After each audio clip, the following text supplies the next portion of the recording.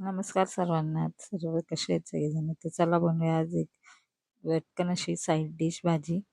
कारण आपल्याला मेन भाज्या अशा साईड वगैरे लागतच असतात. तर इथे ही 2 चमचे बेसन आणि 1 चमचा मी तांदळाचं पीठ घेतलेलं आहे. त्याच्यात आपण काही मसाले ॲड करणार आहोत. तर आपल्याला एकच भाजी कधी-कधी आवडत नाही. मग त्याच्यासाठी थोडीशी अशी साईड अशी वेगळी भाजी लागते. इथे बघा मी पाव चमचा हळद, 1 चमचा लाल तिखट आणि अर्धा चमचा गरम मसाला टाकलेला आहे. मसाले तुम्ही तुमच्या आवडीनुसार कमी जास्त करू शकता याच्यामध्ये.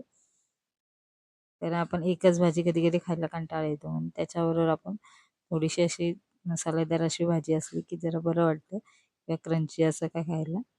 तर इथे हे मीठ टाकले आणि हे सर्व मसाले मी एकत्र करून घेतलेले. ते बरेच जण आपल्यातले ही भाजी तुम्ही करतच असाल.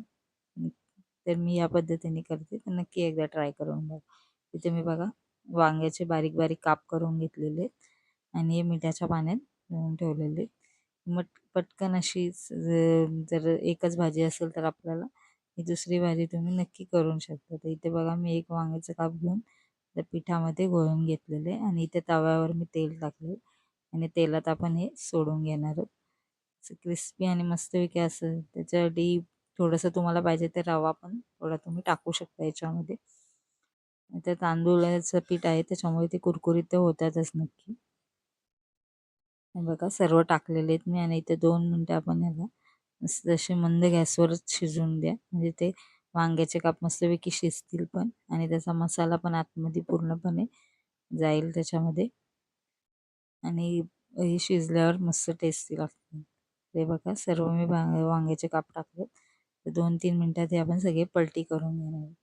हे कमी तेलात आणि मस्तपैकी अशी आपली कुरकुरीत रेसिपी रेडी होते. कारण आता श्रावण चालू आहे त्याच्यामुळे आपल्याला कसं एकसारख्या एक त्याच्याच भाज्या खाण्यापेक्षा आपण काहीतरी असं दररोज वेगवेगळं करून तसं जरा टेस्ट लागते. मग आता परत मी पलटी करून घेतलेले आहेत आणि परत आपण याला 2-3 मिनटं शिजवून घेऊ. मस्तपैकी लो फ्लेमवरही 7-8 मिनटं शिजवून घेतले की मस्तपैकी कुरकुरीत होते आणि मस्त अशा टेस्टी लागतात. 1-2 वेळा आपण फक्त परतून घेऊया आणि मस्त कमी गॅसवरच शिजवायच्या म्हणजे ते आतमधपर्यंत शिजतात वांगे पण आणि ते मस्त कुरकुरीत होतात. तव्यावर वगैरे असे तळण्यापेक्षा असंच मस्तपैकी शिजलं तर टेस्टी लागतात. तर नक्की एकदा ट्राय करून बघा. तुम्हाला पण आवडतील. जर तुम्हाला अशा पटकन आपल्याला कशा भाजीला काही सुचत नसेल तर तुम्ही हे पटकन असं मस्तपैकी बनवू शकता याच्यामध्ये. तर नक्की एकदा ट्राय करून बघा. हे बघा मस्तपैकी जवळजवळ 8-10 मिनटं झालेत आणि 10 मिनटामध्ये मस्तपैकी बघा किती मस्त असे लागतात. नक्की करून बघा. जर व्हिडिओ आवडला तर लाईक, सबस्क्राईब